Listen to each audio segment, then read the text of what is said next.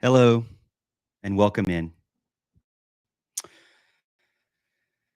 to another episode of Loser Support. I'm your host, Morgan Thomas. Even though I don't really want to be your host today, I am your host.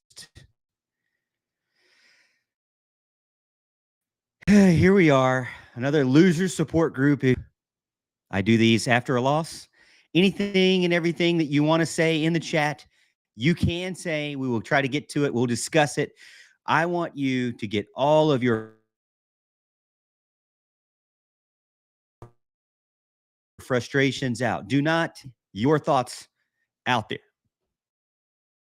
Get your emotion, all your complaints, your emotional outbursts, your thoughts, your frustrated universe. Have them be said. Do not go to bed tonight or later tonight. Do not watch another football game without at least getting your frustrations out there and off your chest. This is what the loser support group is about. We don't attack each other for our thoughts and our feelings and our frustrations. We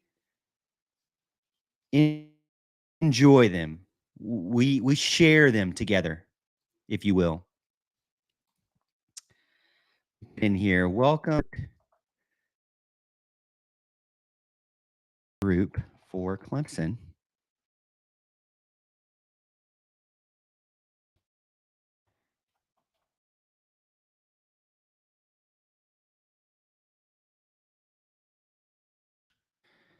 All right, we'll add that in there. We'll put that up on the screen. Boom. Let's see if we can do that. Boom. Welcome to the loser support group for Clemson. Get your frustrations out in the chat now. And then we will get to it. As I pull up the stats here and take a look and just give you kind of an overview, let's look at the box score real quick. And then we'll kind of go from there, okay? So we'll go box score and then we'll go from there just like we always do. I didn't do a Miami one because, I was not at home. I was with some family and but I was still very frustrated. Fourth loser support group. Since I've done the loser support group, I have never done one 4 times in a year.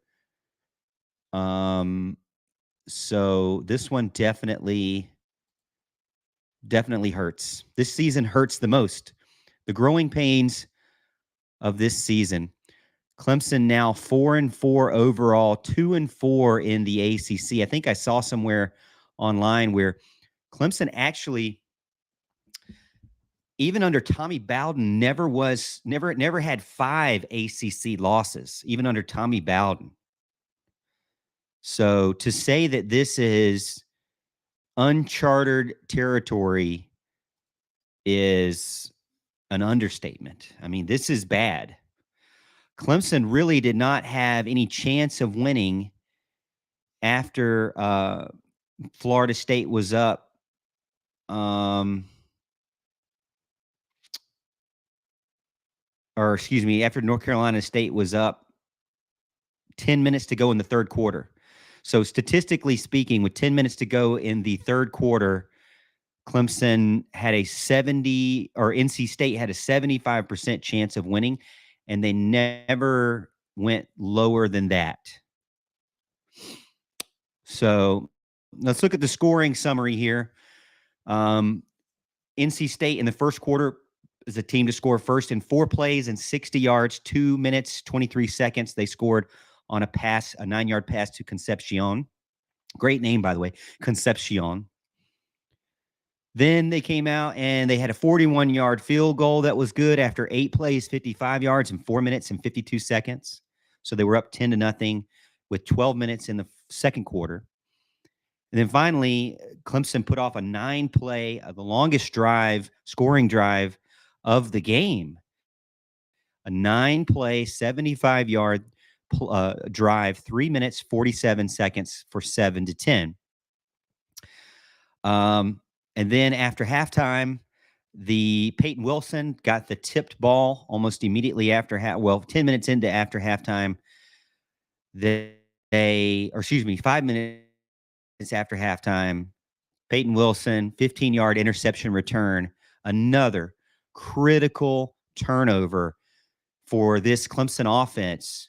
Again, to me, shocking, something that you can't explain, makes no sense to me how Clemson is still um hopefully my internet's coming through. I don't know. It seems like it's kind of choppy for me, but let me look on my phone real quick and see.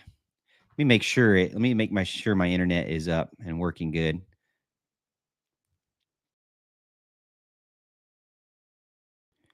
Um Here, let me make my resolution standard. I'll do that.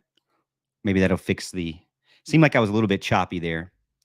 Let me know how so very choppy. Okay, I'm gonna try to fix it. I'm gonna try to fix it. Let me plug in my network cable here.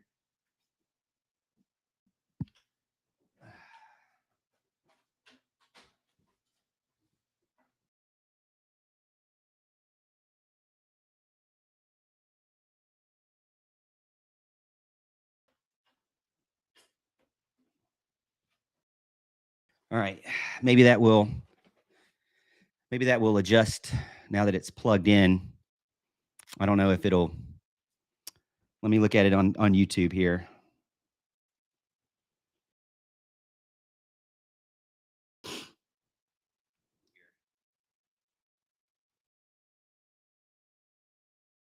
Well, it looks like it's better now. So I'll keep it up on my phone just so I can see it here. Yeah. All right. So it looks like we're a little bit better now. Make sure you get in the chat. Let me know who you are, where you're calling from, and what your complaint is. This is what the losers support group is all about. To get in and tell me your complaints and get your frustrations out. Again, it's not about picking on each other or beating each other up in the chat. It's a free, safe space to get your frustrations and concerns out there, and we'll go through them. We're going to go through them. All right. So, but again, going back here, Peyton Wilson with a 15-yard interception, just another horrible turnover for the Tigers. And then right after that, they scored again on a 72-yard reception. Just a terrible, terrible play there for the defense. That play, a lot of people are going to say how bad the offense is, but that play, 3 plays, 80 yards, the longest drive of the night. Clemson scored twice, a touchdown and a field goal in the fourth quarter to make it 17. If that play had not happened, then it would have been 17-17. I'm not saying that Clemson would have won, but there is some blame to go around for the defense here. I mean, we can sit here and say a lot of things, but to give up an 80 play, 3-play, 80-yard play, big time 72-yard pass is not a good thing. That's for sure, right? Now, I will say this. Clemson had more time of possession too. So you can't say that it was really because the defense was gassed. That was just, to me, a bad coverage, bad tackle, and he was off to the races, right? But let's go into the box score here, and then we'll get into the chat. Cade Klubnik, 50 attempts. It says the team had 51. I don't know where the 51. So 33 completions on 50 attempts. What is that? That is 66%. Now, again, he's got another good percentage as far as his completion percentage, but his passing average is 5.3 yards per pass, which is not good. And I've said it week in and week out. He is dink and dunk. He is check down Cade, check down Klubnik. He is check down Cade. That is what he does. I don't understand it. That is his operation right there. The first guy he doesn't see is open. He either he panics almost every time and just throws to the check down. If the first guy's open, he just immediately throws to him. Whether or not he was the best wide receiver or not to throw to versus that defense, it doesn't matter. First guy's open, throw to him. First guy's not open. Okay, scramble a little bit. No, I don't really want to scramble. Okay, I'll check down. Even in critical situations, he's checking down. I mean, you're seeing on average, his passing average per yard is 6.9 yards is not good. I mean, when it comes to the top quarterbacks out there in the Power 5, he's not really throwing the ball very deep. He's checked down Klubnik. Rushing the ball, they had over 100 yards rushing. Phil Maffa had 16 carries for 84 yards, 5.3 yards per carry, 2 touchdowns, and a 41-yarder. Now, Will Shipley was kicked out of the game. He was injured out of the game. Hopefully, he's okay. Seemed like he got up and walked it off. Thought it was a bad neck injury, but hopefully he's okay. So thoughts and prayers to Will Shipley. Now, I know a lot of people think Will Shipley, rubs them the wrong way, and I get it. Will Shipley is a very polarizing player on the team. He had 6 carries, 21 yards, 3.5 yards per carry, and he almost got into the end zone, and he got hit really bad there. Receiving wise, Jake Brenningstool. Kate has found something with Brenningstool. 8 receptions for 93 yards. Next guy is Troy Stellato, 7 receptions for 29 yards. Very, very small amount of yards, 29 yards for 7 receptions. Bo Collins, Troy Stellato had 1 reception for 12 yards, which would have made it 17 yards. So six receptions for 17 yards. That's pretty low. Extremely low. Bo Collins, 4 receptions, 40 yards. But a very critical drop in a much needed situation. He dropped the ball. Adam Randall, 3 receptions for 23 yards. Sage Ennis, 1 for 28. Shipley, 2 for 20. Spector, 2 for 16.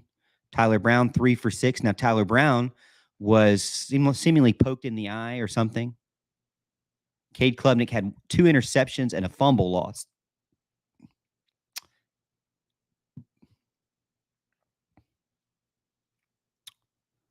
But the fumble was not recovered, so I can't remember. Somebody else obviously picked up that fumble.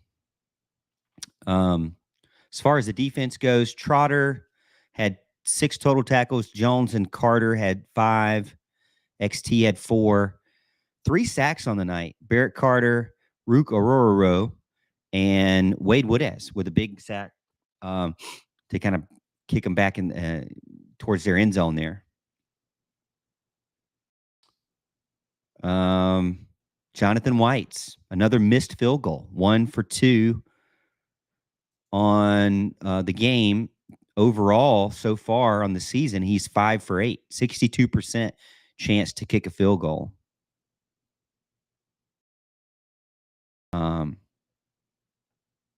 Some of those have been pretty long, though.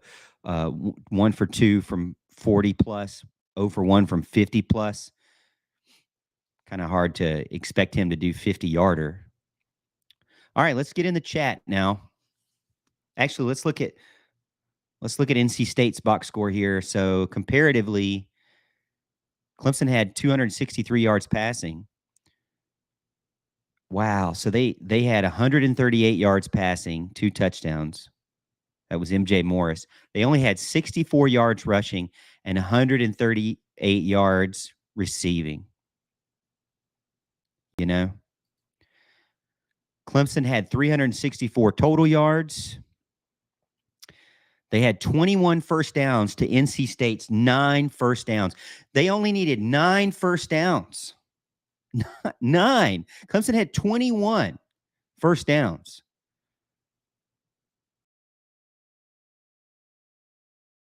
NC State was 3 of 13 from third down.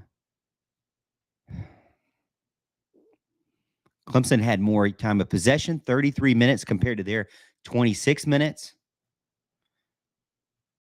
I think when I think about it, I feel like that the coaching staff is going to say yet again turnovers, right? Which was a big part of the game. But to me, there's so much more also wrong with the team. And there's a root cause behind the turnovers that keep happening over and over. I have my theories, but all right, let's get in the chat now. Again, we're going to go through the chat. This is your time to put in your frustrations. And let me go ahead before we do that. I keep teasing it here. Before we do, let me share on Facebook. Make sure you hit the like button and share on Facebook. We're at or share on YouTube, share wherever you want to share, social media, wherever. I'm going to go ahead and go to the live feed here. Hey, I'm on live. What you need? I don't have any paper. I'm out of paper. Let me share over on Facebook. Share to a group.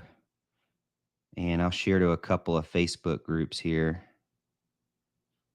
And then we'll get started.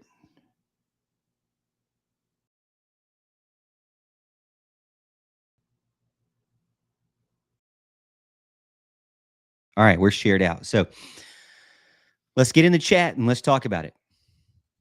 Kevron Harris is the first in the chat. He says, this is heartbreaking. Is that how you feel tonight? That this is heartbreaking?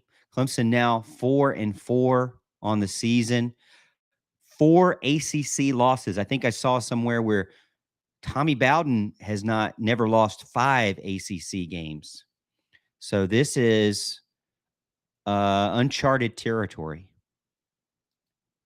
Kurt Scholl says, Dabo better fire everyone or I'm done. Now, Kurt, I know you're angry, but you're not going to be done. Don't say that. Don't say that. Well, I can't expect him to clean house for everyone. You know, you wouldn't do that, right? If you were the head coach, you wouldn't do that. But I can understand your frustration. It seems like the team is getting worse every week. Seems like the team is not improving. Seems like, you know, the disastrous things keep happening. And the players that are doing those disastrous things are still starting the game. It doesn't make sense to me. I don't expect the canvas to be wiped clean. I don't expect the cupboard to be, you know, cleaned. I mean, I don't think that would be a smart scenario, right? But maybe there'll be some changes. Who knows? I don't know. But I can understand your frustration there. Smokey the Bear, only you can prevent wildfires. He says, Dabo getting rid of bandwagon fans on purpose, LOL. I know that's a good one. I like that one. Make sure you hit the like button. Now, Dabo getting rid of bandwagon fans on purpose. Is he losing games on purpose? Are you concerned the players are losing games on purpose? Are you concerned about their will to win? I think the team still has a will to win, but it seems like it doesn't seem like that Clemson is able to produce with the offense they have. They're actually worse than we've ever seen. You know, I'm not sure if it's not time to start questioning Garrett Riley, if it's not time to start questioning Cade Klubnik. You know, they seem to be getting worse every week and not improving. And they're not even keeping pace with other teams. Now, look at this here. So, you know, Clemson was able to score 17. Finally, it was like pulling teeth to score 17 on North Carolina. At one point, it felt like North Carolina State was going to hold Clemson to 10. Okay. Now, Duke scored 24 on North Carolina State. Marshall scored 41. Louisville scored 13. Virginia scored 21. Virginia and Tony Elliott scored 21 on this team. VMI scored 7. Notre Dame scored 45. That's the team you're going to play next. Clemson is going to play Notre Dame next, right? And Notre Dame scored 45 on these guys in their house in Raleigh. And Clemson struggled to get to 17. Most of the game had 10. UConn scored 14. See, that to me, I don't understand how Clemson is not even able to keep pace with, it's the same thing with Wake Forest. Elon scored 17 on Wake Forest. I don't understand the issues. I really don't. Tiggs gets in and says, Clemson, the joke of the ACC. Do you think that Clemson is the joke of the ACC? When you look at the ACC standings,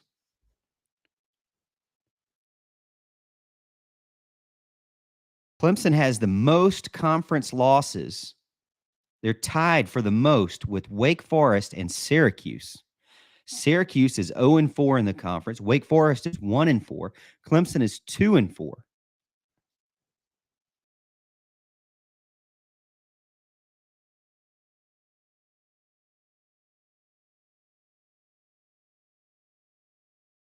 Clemson has the second most points against in the conference.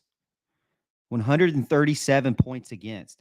Syracuse has allowed 150.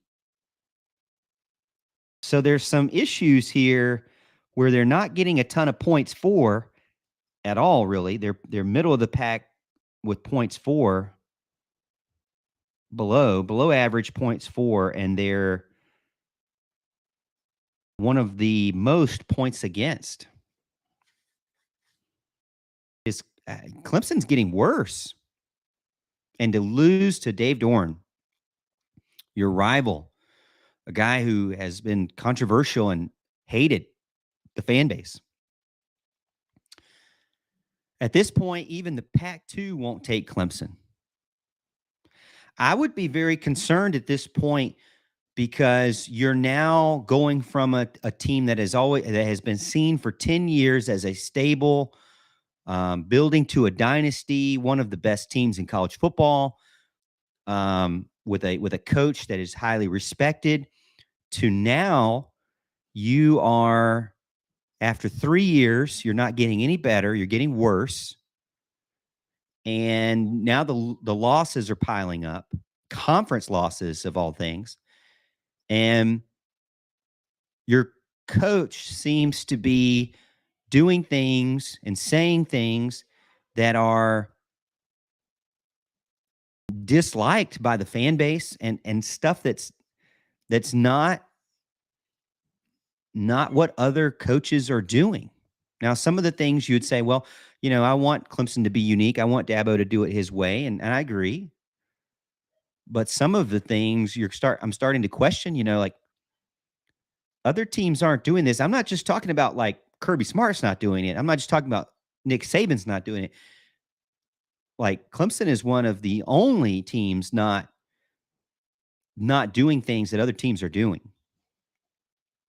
And it's passing them by very quickly, I feel like. So would even the Pac-2 take Clemson, or is that too much? Matt gets over and says, over on YouTube, he says, absolutely embarrassing how bad the team is. Honestly, it was hard for me to watch too. Will Dabo finally fire Grisham or the offensive line coach? Talking about Thomas Austin. I doubt it. His staff isn't developing players at all. It's time for some serious changes. So, concerns on the wide receiver development, concerns on offensive line development. I can see that. Tiggs gets in. I say keep Grisham, GR, West, and fire the rest. I mean, again, I don't know. I'm not going to say that you can't say it, but I don't think you can. one thing is you can say that, but go ahead and give me some names here. All right, I want to hear some names. We'll get to them. I want to hear some names of replacements. If you're going to just say do that, I don't want to just see negative. I want to see positive here. So who's the other guys? Who are the replacements? I can't wait for the infamous Dabo line. Got to give it to NC State. They wanted it. What's another line that you don't like from Dabo? I don't know.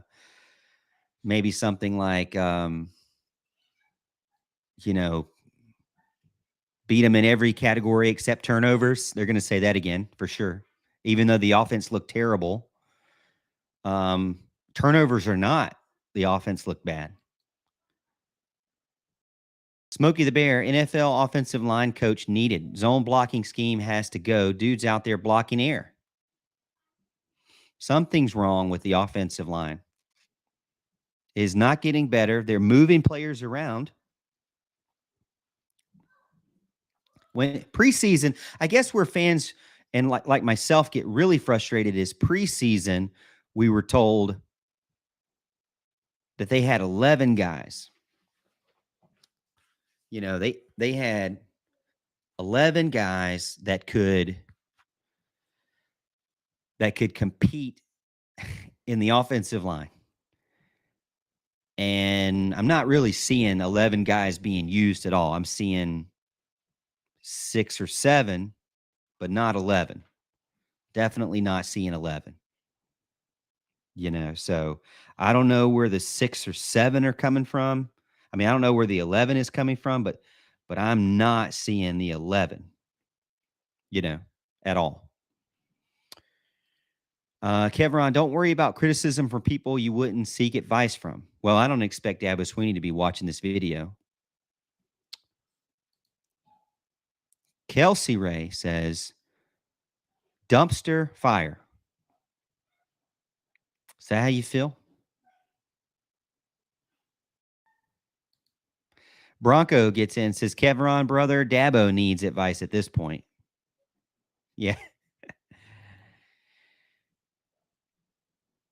Jam says, Jamo squared says, it's still DJ's fault. Is it still DJ's fault? That's a good question. Is it still DJ's fault? Honestly, when you look back at it, I mean, the offensive coordinator has changed drastically. So there's a question whether or not Garrett Riley, you know, I mean, I'm questioning Garrett Riley's ability here. He's 34 years old. I know he's had success in the past at other schools, but Cade Klubnik is also, I feel like, very difficult to work with. Was it DJ's fault? No, I don't think it was all DJ's fault. I think that, you know, they really were not trying to give DJ an offense that fit him. But DJ, you know, he was not very accurate, you know, so either the wide receiver would drop the ball or he would throw it way over their head. One thing about DJ, though, is it seemed like he didn't get so flustered in the pocket. You know, I think DJ's fault. I think DJ, you know, holds some responsibility for the last 3 seasons. Yeah, I do. But I also feel like that Cade holds a lot of responsibility for this season. John says, do we even practice? Sometimes it's hard to feel like, does Clemson even practice? Or maybe they practice with their eyes closed or something. I have wondered about player rotations, just personally myself. I have wondered, like, why is this guy starting? Why is it that he just had a really good play and you take him out? Why is the rotation so rotational? You know, like, I know baseball is different, softball is different, but you know, I'm a softball coach myself. So, and for little kids, when I say softball coach, but you get a good third baseman out there, you get a good pitcher, you don't want to just take him out after one inning. You want to keep him going. And I know football is a lot more physical, so probably not a good example, but it does seem to me, it seems like the player rotations, I don't understand it. I mean, you'll see a player have a great play and then he'll disappear for, an hour. Smokey the Bear, this system destroyed QB's confidence. I don't think that I'm questioning whether or not Cade has the ability to make decisions under pressure. I really don't know. I mean, I don't have a lot of proof that he can perform under pressure, that he can perform in situational, just simple situations like running out of the pocket, running for his life to the sideline, and then before he gets to the out of bounds, he just throws it away. Instead of getting 2 yards, he throws it away. And sure enough, they instead of it being 3rd and 4, it was 3rd and 6 because on first down he didn't get two more yards. So any time that he has to make a decision, it seems like he makes the opposite decision of what you would expect. It seems like when he scrambles, he's not scrambling to make a play, he's panicking.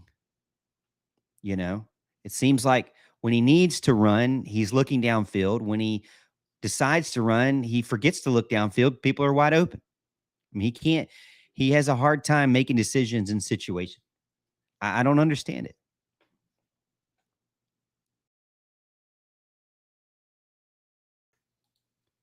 John Smith says, how did we take such a big turn for the worst?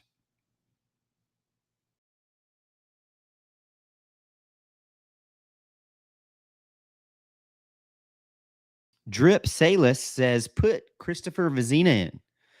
Well, I don't think you're going to get much more success from a true freshman who just started, this spring. I don't know. But I will say this. I am shocked that there is no one to replace Cade Klubnik. We're at the point where they're not going to replace Cade Klubnik, and it makes no sense to me. I mean, against Charleston Southern, he threw a pick six to go up 14-7 for Charleston Southern to go up 14-7. And I looked over to Mickey Plyler, who's on the radio, and I said, I would probably sit him. I would probably bench him here. It's a perfect game to bench him, perfect game to give him some perspective and make sure he knows that he just can't do whatever he wants, and he can't just make dumb decisions and put the whole team at risk, put the whole game at risk. And it's not that he's making risky plays like Deshaun was. I mean, he's not making risky plays. He's like falling down, throwing a ball up to get intercepted. I mean, he's staring receivers down and throwing at them right over top of a defensive end where all they have to do is throw their hands up. I mean, one thing I used to say about Deshaun is he rarely would get batted balls at the line of scrimmage. And that's the sign of a better quarterback. A quarterback that constantly has balls batted down at the line of scrimmage is somebody who's not a very good quarterback, in my opinion. They're making it too obvious so where they're going to throw it to. But I don't think CV is ready. They're going to redshirt him. Kelsey says maybe 5 or 6 times we see you. Oh, no, don't say that, Kelsey. Come on now. Please don't do that to me. I mean, but to her point, Clemson is now at risk of potentially, I mean, are they going to be able to make a bowl game? They're 4-4 now. They haven't been 4-4 since my friend just texted me 2010, and they went 6-6 that season. I don't know where we're going with this, but this is bad. Caden gets in and says, "Fire Dabo." I don't think that's going to happen, and I don't think that's a good situation either. That's a pretty bad situation. But I will say, I can understand the frustration. Again, this is the losers support group. This is not a place for me to tell you can't say it, but it is a place for you to get your frustrations out. I don't want you to go to bed tonight angry, frustrated, mad. I don't want you to watch another football game tonight being angry, frustrated, mad without getting it off your chest. So this is the time for you to get in the chat and get it off your chest. Now, with that being said, not everything that could be said in the chat is realistic.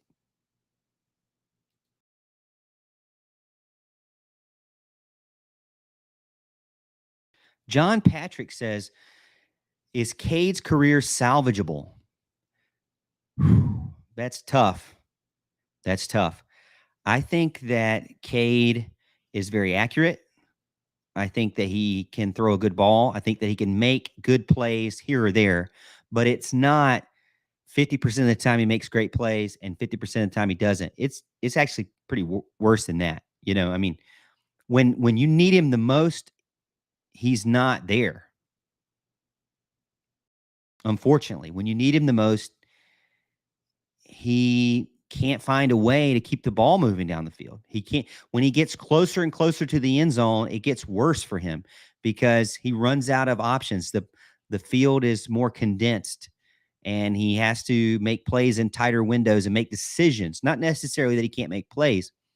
I mean, when I thought he was breaking out when the Syracuse game, he rolled out of a blitz to the right and kept his eyes downfield and hit Troy Stellato in stride in the end zone for a touchdown.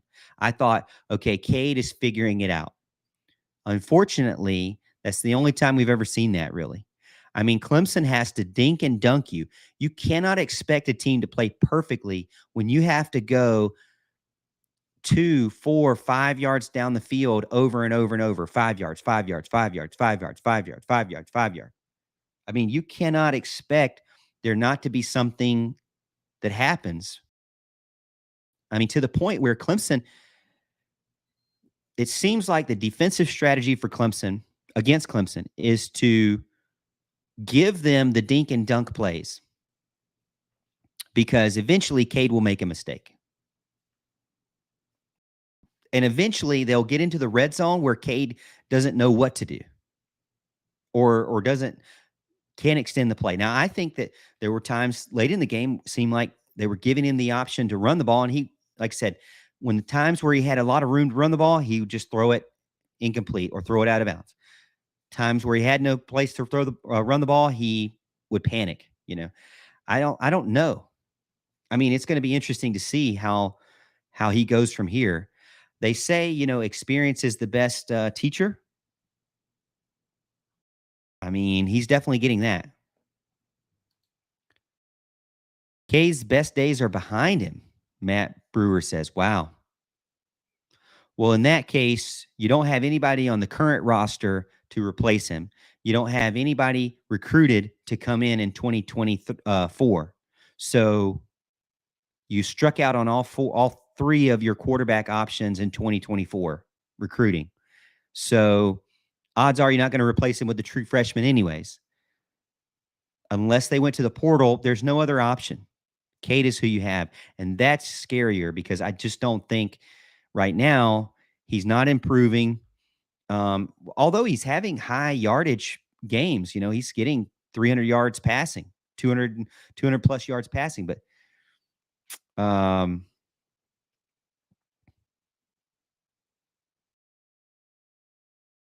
how do you win when you do not get any offensive linemen? Well, their offensive line is part of the problem too. They struggle to have a serious run game with their offensive line the way it is.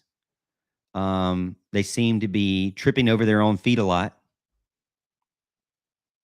It's just a little bit all over the place.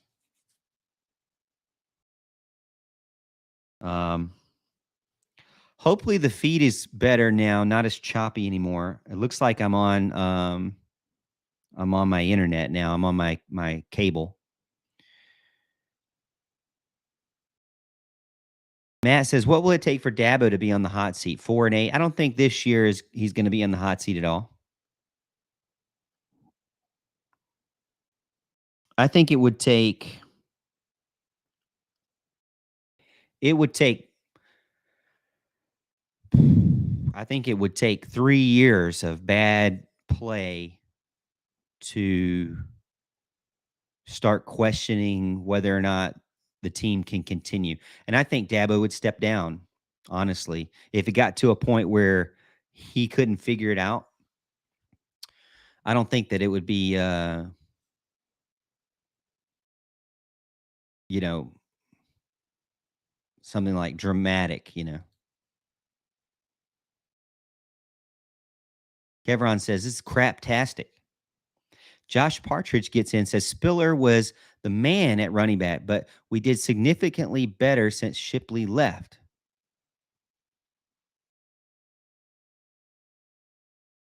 Spiller was the man at running back. They did better when Shipley left. Kind of goes back to, situation assignments like when they're player rotations, right? What I said earlier, player rotations. Why are they rotating certain players in and other players not? And certain situations, certain players are playing, others are not. Seems like third down situations, you've got your worst group of wide receivers out there. It just really doesn't make any sense sometimes. Short yardage situations, you don't have Maffa in there. You have Will Shipley. Situations where you need to pass the ball and Shipley's a better pass catcher, you have Maffa in. I don't know if I get it really. I don't know if I understand it.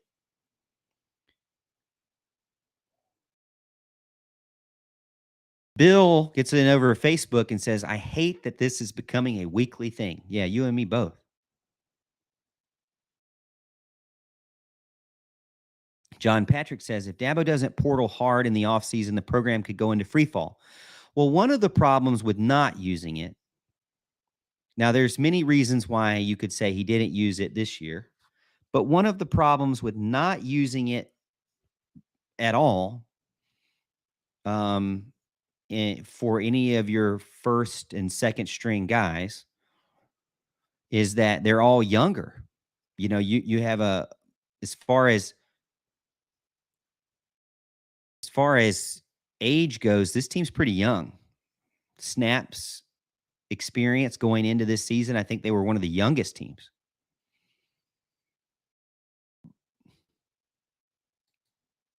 Josh says, our defense played well enough to win the game for us. The offense needs to put up 35 minimum most games. For an offense to be a successful offense in today's college football, yes, they do not need to be struggling to get to 20. An offense that is seen as a top offense in college football needs to be over 30, closer to 40. They cannot be in this situation where they're struggling to get 21. You know, he's talking about Cade kept throwing 2 and 5 yard passes left and right. Yeah. I do feel like that those are not the plays that have been called. They're calling a play that happens to have those routes. And it seems like more often than not, Cade does not have the trust in himself to make a decision downfield. And so he throws it short, short, short, short, short, short, short, short. Well, if you can't really run the ball and then all you do is throw it short, you're really pretty much one dimensional at that point. They've turned you into a team where it's kind of like how, they're just playing containment defense on you, just waiting for you to make a mistake. Christopher Terry says, seeing the same mistakes over and over is simply coaching. No other way to explain it. And I am a Dabo truther. Wow. Dabo truther in here. If it's fundamental mistakes, yeah, I would agree. But I will say this too. from my perspective, when I coach how to handle situations, when I do drills in softball, I drill them over and over and over and over and over. And still, sometimes the player makes the same mistake over and over. And at that point, it still goes back to the coaching because it's like, why do you have that player in the game? You know, if they're still making the mistakes over and over and over, why is that player even in the game? Are you telling me that everybody else behind them is so much worse? If that's the problem, then you've got your roster is a problem.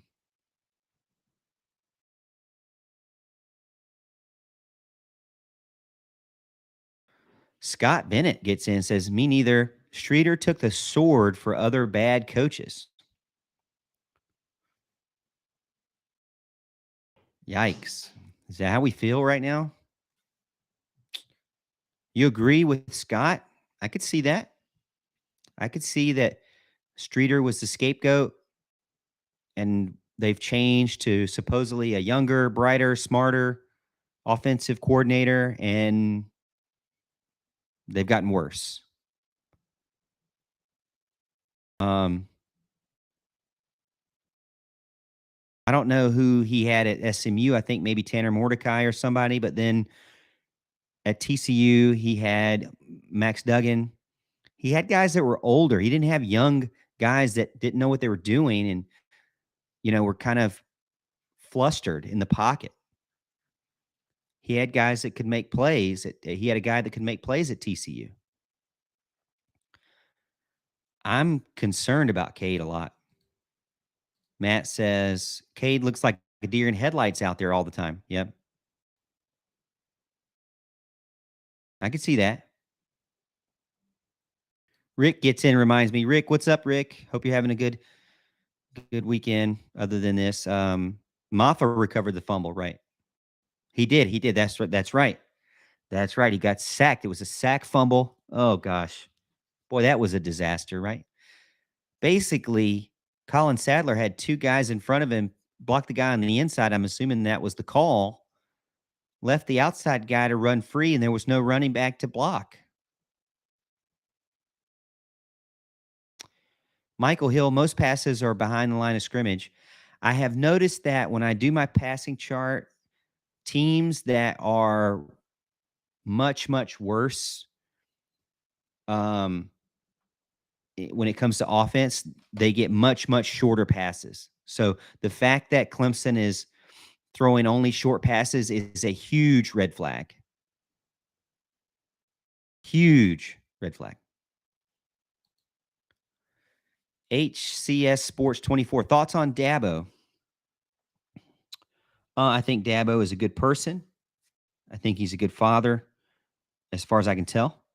And I think that he is a good head coach. I think that he's a good leader. But I also think that he has some pretty important decisions to make on how his team moves forward. You know, I think that he has to figure it out. He has to figure out how his team is going to move forward. And that's part of being an actual good coach. Christopher Terry says they announced that we're playing on the Cartoon Network next week. That's true. Definitely a comedy, that's for sure. John Patrick says, how much influence does Dabo exert on the play calling? Honestly, we've heard that he does. I don't think it's near as much as what people say, though, to be honest. I really don't. I think it's very, very limited.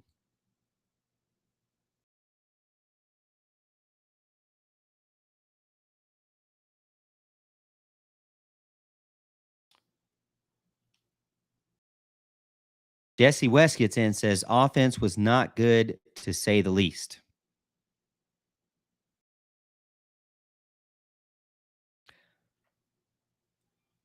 All right. So I'm going to copy a link here, and we are going to allow you to get in. I'm going to paste this into the chat. You will be able to get in and be a part of the show if you follow the chat.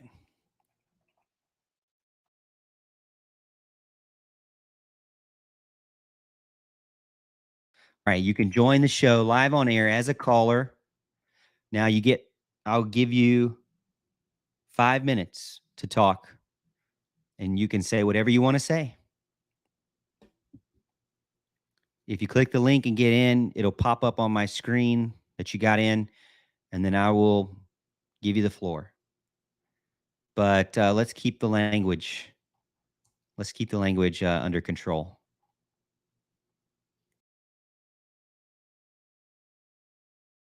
Lisa Kane gets in and says, exactly. It seems to me they're getting worse. Some change needs to happen. Yeah, I don't understand it.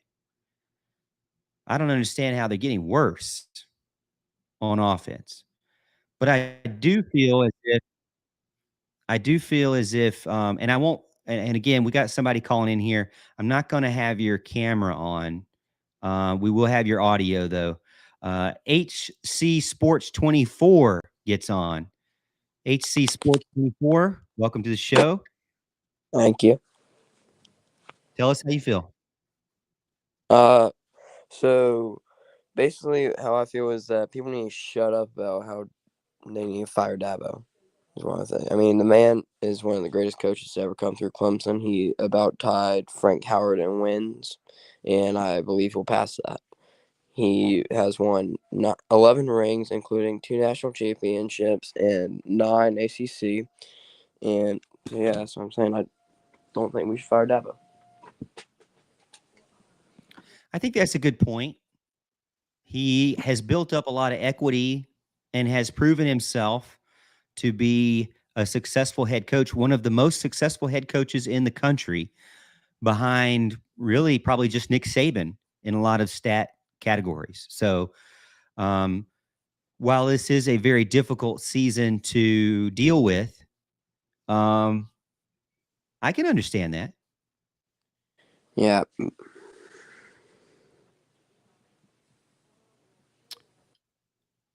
Anything else you got? No, not really.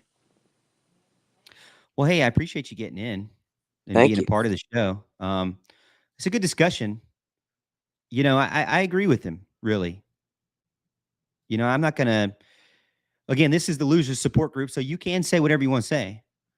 But I agree with HC Sports 24 that, you know, even if they don't win another game this season, hasn't Dabo deserved or earned a bad season? Now, the frustration comes into play where it's like, yeah, he has a bad season. Yeah, he has a bad season. And HC Sports 24, if you have another question, you can always get back in too, for sure. It's not just like one question and you got to be gone, but I appreciate you getting in. I think that Dabo has some equity built in. I mean, I think that that's a natural frustration to say, fire everybody. So I'm not really beating up anybody for saying that because I can understand that. I can understand the feeling there. Philip Medlin gets in and says, Frank Howard wants his rock back. I think there might be a curse going around. You think Frank Howard is mad somewhere? Maybe he's refusing to allow Dabo Swinney to win. Is he refusing to allow Dabo Swinney to pass him in the all-time win record? Is he made some sort of deal with the devil, with the football gods out there?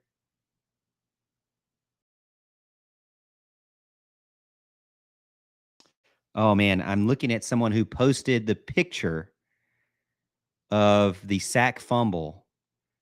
Wow, what an embarrassing still photo of the sack fumble. 1, 2, 3, 5 offensive linemen all in a row, all looking to the right, and one defender behind them. They didn't even bring pressure, but more than 2 guys. Wow. The sack fumble where you have 5 offensive linemen blocking no one. Wow. What a terrible picture to post. That's going to really rile the fan base up. I didn't do a passing chart for Miami, and I'm going to try to do it, and I'll do this one and NC State and Miami. I just really been kind of depressed. I don't even want to look at the passing chart right now. All right, we've got our friend Bronco in. Bronco, I'll let you have the floor. Tell us how you feel. Well, I can't hear you yet. Make sure you got to do your little tweak thing with the remote or whatever. Not yet. I got nothing. I got nothing. We'll keep you there.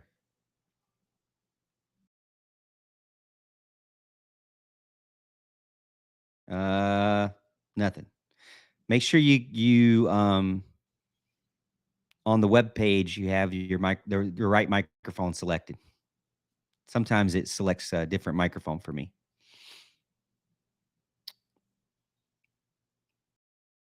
Um,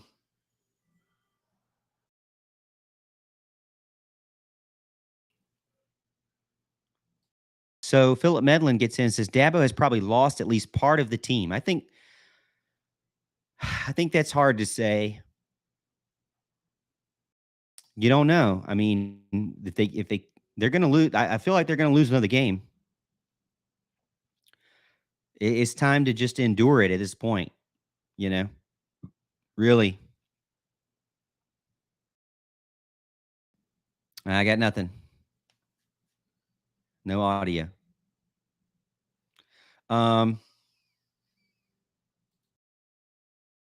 So I do think you just got to endure it at this point. Everybody's on the team. They've all used up their eligibility, most of them. So this team, the cards that are dealt, this is what it is. But I do have big concerns about where are you getting new offensive linemen from? Because the guys on the team aren't beating the guys that are starting, and the guys that are starting look clueless in a lot of ways. So who are you getting new offensive linemen from? Where? And then your quarterback. If you live and die by this quarterback, the decision making and the situational awareness is a big concern. How quickly can that be fixed? Rob Presley gets in over on YouTube and says, Cade's situational awareness is as bad as we've ever seen or we've ever had. I would agree 1000%. Cade's situational awareness is very concerning, extremely concerning. I don't understand it at all.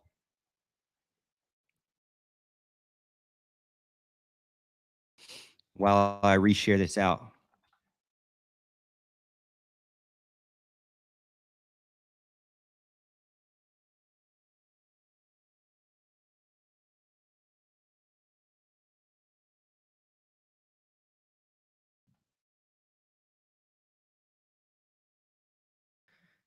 Um, I just reshared it out on Twitter, on X. Turnovers are the difference in almost every loss this year in a win versus a loss. I do feel like that you can definitely have that argument about turnovers. But even without the turnovers, there's Cade Klubnik is responsible in many of those situations. And the offensive line is responsible in many of those situations. So how are they getting improved? How are they getting improved in 2024 other than just more practice?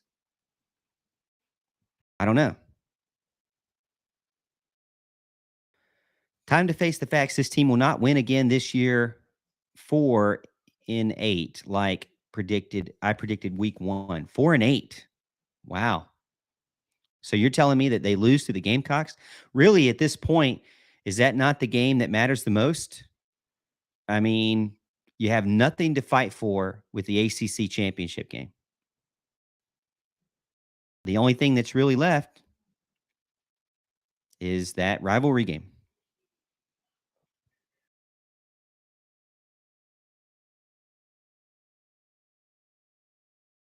No one wants to lose even players, but I say Spector needs to have 13 taken from him. The number 13 used to mean a lot, right? Troy Turner gets in. Welcome, Troy. Disney Dabo has lost this team with his bad hires, bad philosophy, stubbornness, refusal to use the portal, and just being a coach that refuses to adjust to the times. This time is not disciplined. I think a lot of fans feel that way. I think that a lot of fans respect what Dabo did, but are extremely concerned about what Dabo is doing. So, but I also still feel like that Dabo is a great head coach. He will figure it out. As he's mentioned many times, he hasn't gone stupid. So he made moves last year. He'll make moves again this year, I'm sure. He's got to try to improve, right? That's his goal. Jesse West says Herb Hand for offensive line coach.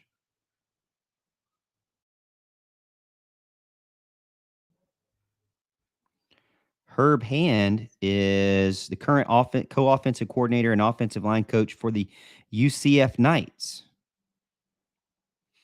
Let's look at their PFF rating for the UCF Knights. Now, I know this is the PFF, so it is what it is. But let's see how good PFF's run blocking or Central Florida's run blocking grade has been. 33rd in the country in their run blocking grade.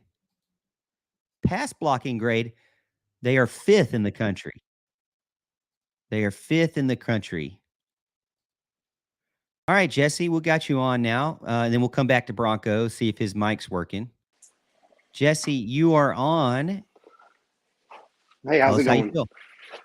Well, I mean, I'm pretty sure I share the frustration that every other fan shares, right?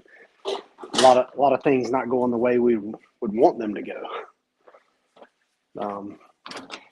The reason I bring up Herb Hand is I feel like we need somebody that's going to kind of be old school. I don't feel like we got any grit on our line right now. Like nobody seems to be fiery. I just don't see that fire in anybody. And Hand seems to he's that old school codger that just don't care anymore, I feel like. I don't know much about him, but he's got the 5th best graded pass blocking offensive line and the 33rd best graded run blocking offensive line. Yeah. Is that the strategy you would have, is to raid a group of 5 team?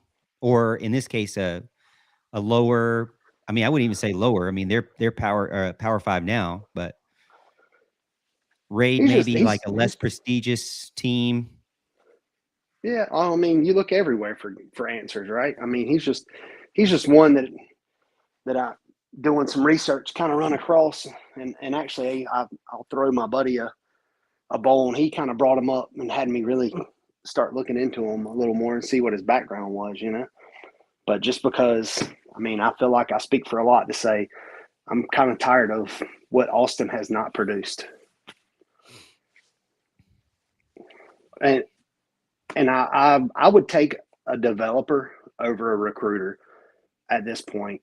I feel like we seem to do better. In past, we've had players that come in that weren't 5-star athletes and they became NFL players. We've put NFL linemen in the league. It's not tons, but we've put them in there. So why are we not able to draw? Why are we even losing in-state guys? That hurts more than anything, right? I think that this recruiting cycle for offensive line has been nothing short of a disaster. Absolutely. I mean, there were, I can't remember 5 stars. Morgan, you might remember better than me, but I think we lost 3 offensive linemen this year to South Carolina. Not that South Carolina's a big powerhouse that I should be mad about losing them to, but you don't lose your in-state recruits. We shouldn't. I think if they're in a school that is a typical pipeline to that school, it's not as bad. I think 2 out of the 3 were, Yeah, but they did lose Blake Franks, who is from Greenville, and I think that one hurts. You don't want to really lose upstate, but I feel like that also the state is very split. You know, you have a lot of South Carolina families, Gamecock families in every county, and then you have a lot of Clemson families in every county. So I think outside of maybe like Charlotte and Columbia, I would hope that Clemson could perform. But, you know, if Clemson is getting better recruits out of state, then I'm okay with it. But this cycle has not seen that. Last cycle, that's what we saw, is that they were supposedly getting better rated recruits outside of the state. But the problem you have with offensive line is if you're going to do exclusively the high school player market, then you're talking 2-3 years before you see them. And if you see them early, it's not a good thing. I mean, we're looking at Blake Miller and he's getting worse. You know, at first we thought, wow, look at this freshman. And he had problems last year. And he's got even really, honestly, more problems this year. I can't count how many times a play finishes and you see number 78 on his back, on his butt, facing the ground, belly on the ground. I mean, he must be, you know, black and blue after every game because he is hitting the dirt a lot. And so you know, him playing early, originally I thought, wow, this is great. But now I'm thinking, this is not great.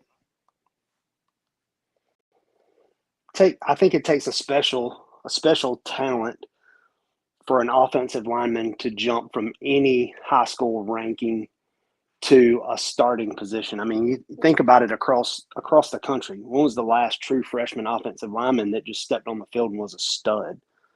None for Clemson. I mean, I couldn't tell you a single one, but for anybody, I mean, that's a, like you said, that's a position that's, you know, kind of earn your way the first year or two. But I just don't see the development of even the seniors that are there. I mean, has anybody really shown tons of improvement? I know we did move the line around today. I don't know if you noticed or how many people noticed there were some people playing different positions today. They did move Tristan Lee to right guard. I thought that was interesting. Why he wasn't playing last season made no sense to me. You know, if you're going to have somebody that's going to be your future left tackle, he ought to be getting actual snaps. You don't just throw him in the Wolves, you know, without having actual snaps. I thought it was pretty questionable why you would have somebody sit on the bench behind Jordan McFadden as long as he did. I mean, same thing with Cade Klubnik. You kind of had him on the bench as long as you did. But obviously, we knew that Cade was not ready. And honestly, they don't think that there's anybody that can do better than Cade on the roster. So there's nobody better than Cade. And Cade is what he is right now. And I don't think he would really you know, he probably would not be starting in a lot of these top 25 teams. He's got a lot of problems with decision making, situational awareness, pocket presence, ball security. He's got a lot going on that not just Garrett Riley is going to be able to fix in 6 months, as we can see. Absolutely. I mean, there's plenty of times where and thanks, Jesse. Let's see if we can get get Bronco back in. Left. He just left. Bronco, come back in. We'll get you. But yeah, I just think that like there's a lot of things that you could say is wrong with the offense. So just to pick on the quarterback is hard, but I think a lot of the way that the offense feels, if that makes any sense, is because that's the way the quarterback is playing, you know. Um, it feels frantic because I feel like the quarterback is frantic. It feels like positive plays are luck because I feel like, Cade more often than not, I mean, he's having to have luck to get a play bigger than 5 yards because, he's the they say on social media right now, check down Klubnik or check down Cade. I mean, he is the dink and dunk guy. And he's playing right into the hands of the defense. They want him to dink and dunk because they know he's not going to run the ball and he's going to dink and dunk and then he's going to eventually make a mistake. It'd be very hard for Clemson to score in like 5 plays. They need more than that in a lot of ways.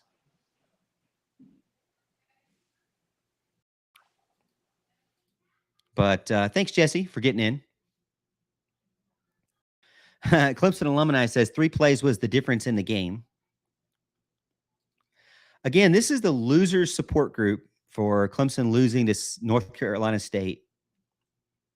Not really, I don't agree with everything that people say in the chat, but this is a safe space for you to say whatever you want to say in the chat, and we will review it. Now, we're past the hour mark here. I normally don't go too far, but because I do need dinner and I want to watch some games at 7 o'clock. So I'm going to finish at 7. So we got 10 minutes to go. With that 10-minute bell, let me copy and I'll paste in the chat here. We've got our link in the chat. You can be a caller in.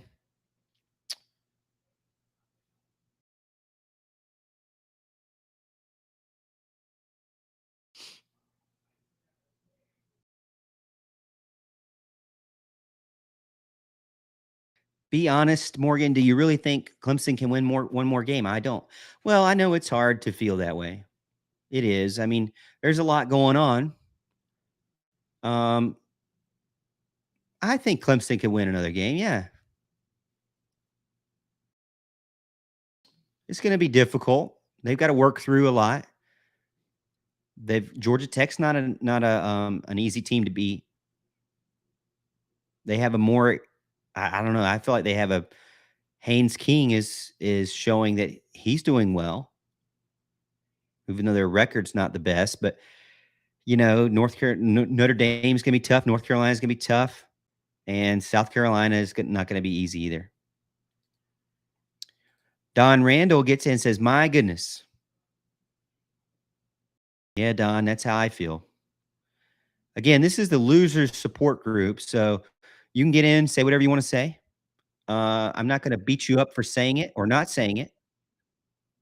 I'm not going to agree with everything you say, but this is a safe space. This is really for me created for you, so you could just have a place to vent. Don't go to bed tonight angry.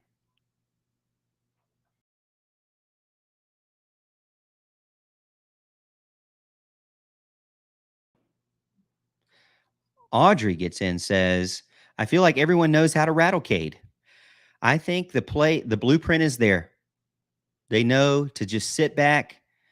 Cade is not going to be looking deep. He doesn't have it. I mean, if I'm the defensive coordinator, I'm thinking Cade, if he throws deep, it's going to be luck. You'll give him those, but give him the dink and dunk. Let him dink and dunk. Honestly, you want Cade to get to the red zone. You want Cade to get to an area of the field where he doesn't have as much room, because I don't feel like he's a threat running the ball, and I don't feel like that he's a threat when it comes to tight areas of the field. I think when the field gets condensed, he gets worse. And if this team ever gets into overtime, I say they're going to lose every time. I do not have confidence that Cade can win a game in overtime because you are starting in the red zone. I mean, that's the situation there. You're in the red zone.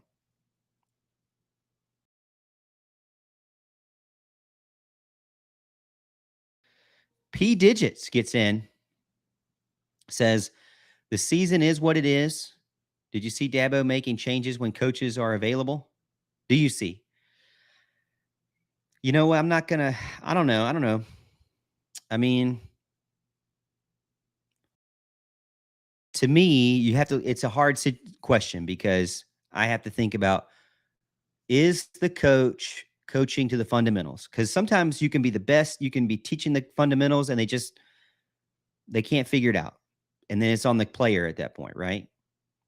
Sometimes you're teaching the fundamentals, you're not doing it right, and that's on you as a coach. Sometimes not, their responsibility is situational awareness. So are you helping your team be more situationally aware? Are you helping your team be, your group, if you will, understand, are you rotating your personnel properly? Or do you have the right 5 guys? Like if you're an offensive lineman coach, do you have the right 5 guys out there? Do you have them in the right position? Have you scouted on your own team to know where the right position is? Do you know the positions well enough to know what positions to put them in? Can you teach the fundamentals well to have them do them right? Then it's the scouting part. Like, are you looking at your team and deciding, okay, who is good enough right now to where I can recruit from high school because I can afford to keep working with them? And then you have to look and say, okay, who are the ones that I can't afford to keep working with? They're just not at the level we need. And so I'm going to go with the transfer market,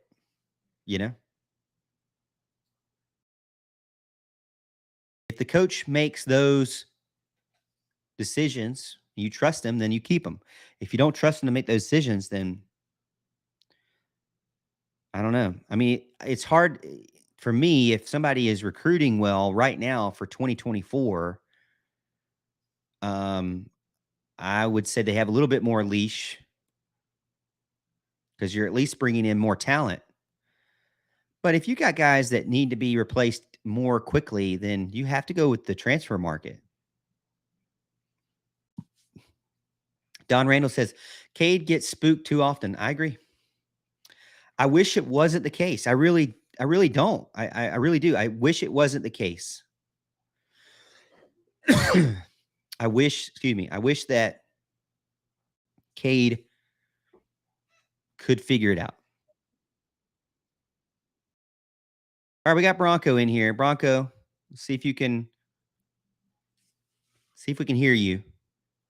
Looks like you're muted. Oh, there you go. You're coming on. I don't know if we can hear you though. Can we hear you? Again, at the bottom of the web page, there should be a microphone. So you got to make sure the microphone, whatever you did last week which 2 weeks ago or 3 weeks ago, whatever you did worked that time. But I don't hear you yet.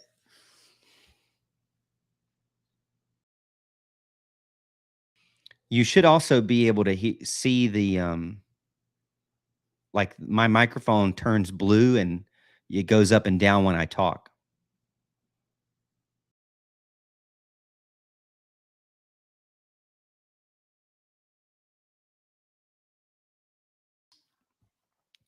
Let's see if we can see what.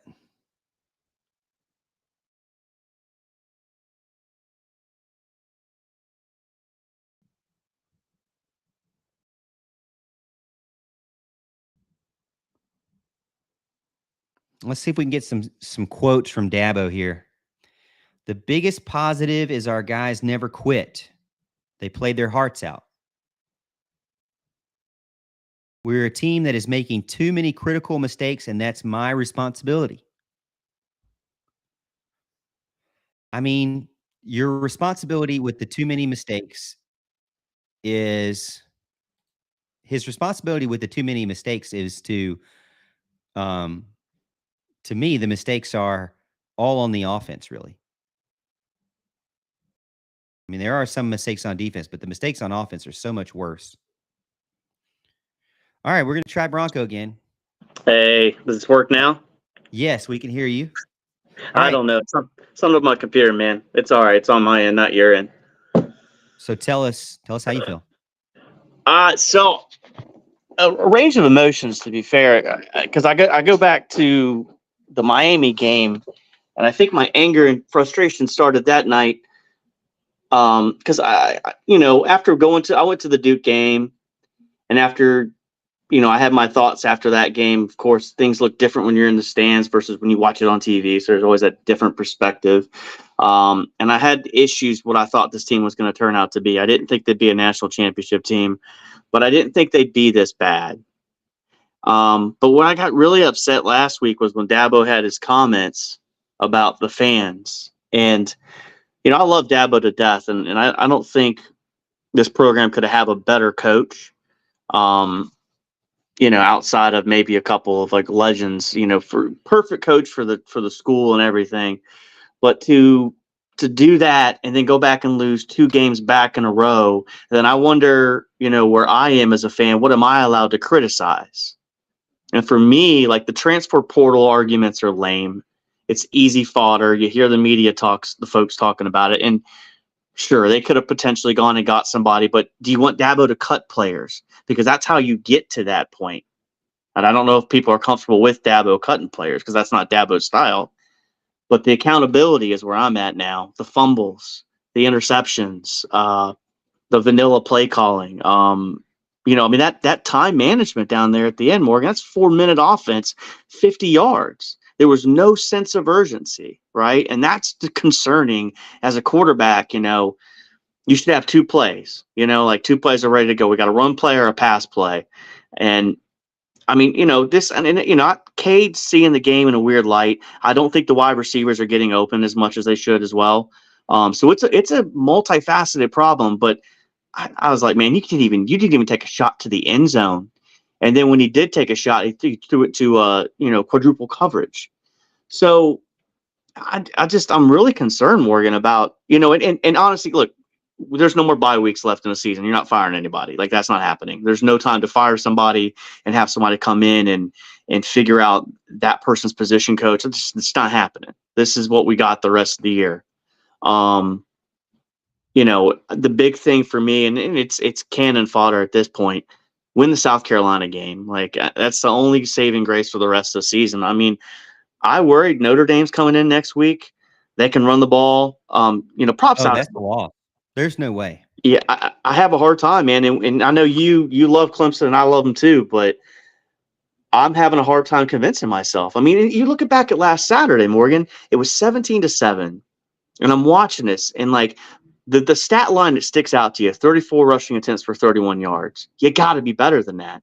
And for me, and I'm a stickler of this, and Houston will laugh when he hears me say this, but I love a quarterback lining up under center, and you need 3 feet. Go hand the ball off, man. Go pick up 3 or 4 yards and then set up those passing plays on 3rd down. Make it short yardage. And there was a lot of 2nd and longs and 1st and long. There was just a lot of things I didn't like about today. And what killed me as well, talking about accountability, because I heard you on Tuesday's show discussing Mickey's first hour on Monday. So I went back at work on Wednesday and I listened to Mickey's first hour. And, man, he was spot on. And the big thing that stuck out to me was the Nate Wiggins comment about the battles that are bigger than the team. So Nate Wiggins, I go back to Xavier Thomas, a hands to the face penalty that was a drive extender. Does he stay out there on the field for the next play? Yes. There's no accountability. He should have been pulled off and be like, no, you see it in the pros constantly. Guy has a bad penalty, they pull him off the field, like especially on defense. I mean, you're not going to pull a left tackle for a holding call, but where's the accountability, man? So that's where I get scared about the program going forward, because I think we're going to have a little bit of an exodus in the portal as well. Because if you got Shipley and Maffa doing what they're doing, and props to Maffa, I thought he played pretty well today, and coming in for Shipley. But if I'm the 3rd or 4th running back and I'm watching all these fumbles, how do I get on the field? That's what's the scary thing here. Like, and I see one of the comments here about Cade and pressure. I think he's just oblivious to it. I don't think he knows how to do multiple reads. I don't think this coaching staff has set him up for success. I texted Houston before, with like a minute and a half left, and I was like, man, like, where's the urgency? And our concerns are more towards Garrett Riley at this point, right? Like, I mean, we don't know what we don't know. We don't know exactly what Garrett Riley's allowed to call. We don't know what Dabo is involved. We don't really know all these things. We think we know, but it's kind of concerning. The future. This is really a teetering point. I think changes are coming in the offseason. I do think Dabo is going to go into the portal, but I think he's going to have no choice because I think we're going to have about 10 or 15 players that are going to transfer out again. I don't know what your thoughts are on that, but I mean, I'm concerned about the future right now, but I think Dabo's still the right guy. I don't think he needs to be fired. I think that's insane to say that right now because you fire Dabo and this thing could really spin out of control real quick. I think that that's a little bit too far for sure. That to me though, you know, it is concerning that you have a quarterback room with 4 quarterbacks, and you have a quarterback that is obviously not ready for a 2-minute offense, for red zone offense, for uh, you know, condensed field, for pressure in the pocket. There's a lot of things that Cade does great, but it really does feel like he has a great play 1 out of 10 times. And that's just not sustainable to win games against teams that are honestly really not even that good. So, they've won 4 games. You've got what? 2 wins against 2 teams that aren't even Power 5 teams. So they really got 2 wins, and they are Wake Forest and who? What was the other one? Put me on the spot. So if you go to the schedule, let me look at it. So they've got Wake Forest and Syracuse, 2 of the worst teams in the ACC. So the only teams that they've been able to beat actually are 2 of the worst teams in the ACC. And, in the Power 5, right? They're not able to score more than 19 points against Power 5 opponents. They're not keeping up with teams on their level. They have 4 wins, and 2 of them are not Power 5. I mean, that's terrible. They've got a lot of problems. And a lot of it, to me, stems from the quarterback. You could say that it's the offensive line, but that drive at the end of the halftime, he had multiple times where he had more than 2.5 seconds. Statistically speaking, I think in the NFL, you have 2.3 seconds. It's not much time at all. I think in college, you may have 2.7 on average, maybe 2.5. So for people to say, well, he just don't have enough time. Well, he does have time. There's plenty of times where he does have time. And it's like when he doesn't have time, he makes a terrible, something disastrous happens that might not even be his fault. When he does have time, he doesn't really make the best decisions. I mean, they're calling him on social media right now, check down Cade, because that's all he does. I mean, in a 2-minute offense, when you need to move the ball down the field, when you need to throw the ball to the sideline, you're throwing check downs. And you look like you're a chicken with your head cut off in the pocket. I don't get it. It's very concerning. And then you have an offensive coordinator that you brought in, is 34 years old, that's no longer under Sonny Dykes. And he's trying to figure it out too. We like to say, well, he's the best offensive mind out there. This is showing that he's got some learning to do as well. I mean, they've got to grow together, and it's not very good for a winning team to have a quarterback, offensive coordinator, and an offensive line to all have to figure out how to grow together on the same year. We were kidding ourselves, when we were saying that they were going to be a 10-win plus season. Add in all the turnovers, which again, I mean, you go back and look at the Syracuse game, they say, well, but Morgan, he had a great Syracuse game. The Syracuse game, he threw 4 almost interceptions. They had 4 dropped interceptions in Syracuse. It could have been much worse for him. So, I don't know. Dabo comes out and says, North Carolina State had 120 yards on 2 plays. So I'm not sure where he's going with that, but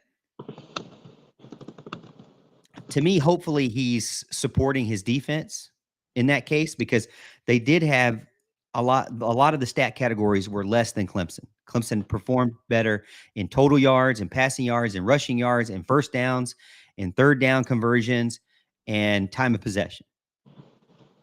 So again, they beat them in every stat that mattered except for the turnover stat. Now, they gave up a big 72-yard play.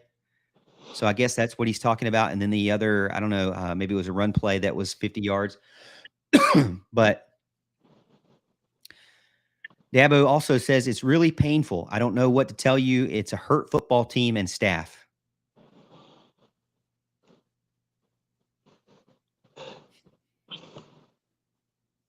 So I was thinking about something as I was reading some of these comments from Dabo's press conference.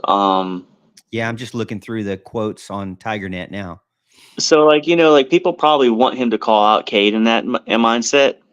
But I'm going to go back to something a buddy of mine said, and he's a North Carolina, former cornerback, and he talks about all his assistant coaches he knows that he played with back at Ricky Barnes is his name. He says, man, you can't even talk to these kids sideways anymore. They hit the portal. So Dabo has to really, like I could see Sean Payton tomorrow trashing Russell Wilson if he plays horrible. Russell Wilson Right. He gets $40 million to play horrible, right? Cade, I mean, I got to give Dabo some sort of we're not going to get the answers we want from him, right? I mean, he's got to figure out a way to lift these kids up because I mean they're fragile. But at the same time, if you play the quarterback position, you need to be a little more thick-skinned than that. But to say he did a lot of good things and he battled his butt off and made good decisions, I was like, man, I kept thinking about that last drive and the lack of urgency. And even I'm looking at Garrett Riley, and I would love to see the all 22 to see what the coaches line was doing while he was doing all these things and what Dabo's reaction. I wonder if someone saw it. Unfortunately, I couldn't go to the game today. I had military duty today. I would have loved to have gone, but yeah, that's what I really want to see. What's the sideline dynamic between Garrett and Dabo when things aren't going well? Because I see it right now with Sean Payton and Vance Joseph. They're at each other's throats. So I'm curious what that dynamic is going forward. It's a tough one, man. Dylan Spell over on Facebook gets in, says, why did we bring in Paul Tyson if we aren't going to utilize him? Why not come in as a GA? It definitely goes to question. You have 4 quarterbacks on the roster and you're not using any of them other than Cade. And you feel like, there are multiple times where again, the Charleston Southern game, Cade threw a absolute boneheaded pick 6. That would have been a perfect time to sit him down and say, hey, watch this from a different angle. Okay. But you've basically gone all in on a quarterback that you can't really trust most of the time. You have to hope that he figures it out and it clicks. I mean, to me, there has to come to a point where you care enough about your legacy where you can't let that player do that. I mean, you can't just continue to let one player do something. It's same thing with what I said with DJ. There has to come to a point where you're, even as Brandon Streeter, I mean, or whoever, it took it, last year in the NC State game, it took them 5 3-and-outs to put Tyson Pumachan in. Now, Tyson's not any better. We know that. But it's just the principle of the matter that you're in control of your team. And it's not just you're playing the only option you have. I mean, you have a huge roster and you really can't. I think it's a poor look to say this is the best we got and this is all we got. When you got 4 other guys behind there, like a Hunter Helms that obviously should know the system and should know the players, like a Paul Tyson who has played on 2 other Power 5 teams. Is he a great, amazing player? Is he going to win a game for you? No, but is Cade winning a game for you? No. Now, Dabo will say, and he did say, you know what?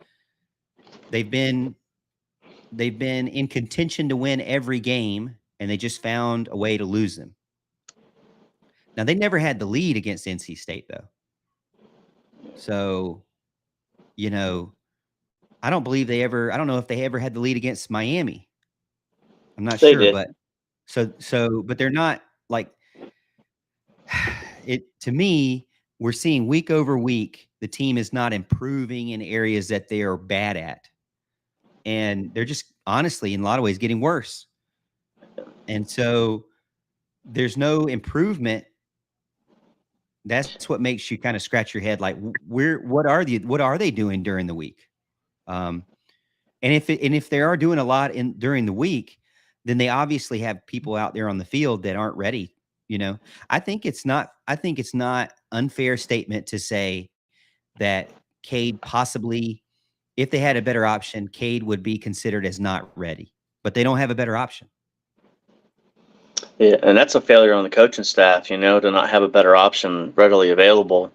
And I got an interesting message from an individual that said basically we need to stop recruiting nationally and go back to the footprint that got you where you're there. So like get back to South Carolina, Georgia, Florida, and start recruiting those kids again. And then if someone falls to you nationally, go do that. So I think it's an interesting point. And with that point, I feel like I worry about, say, Bryant Wesco. Why do we have any confidence that some freshman is going to come in and change everything? We're sitting here saying Bryant Wesco and TJ Moore, and they may be great, but statistically looking at it, just numbers wise, most top 25 teams are not playing true freshmen in their starting two deep. Most top 25 teams are finding quick fixes in the transfer market, not in high school football. And that's just the way that football is now. And Clemson's not using that market, and it's really, really hurting them, I believe. Now, there's many reasons why and why not.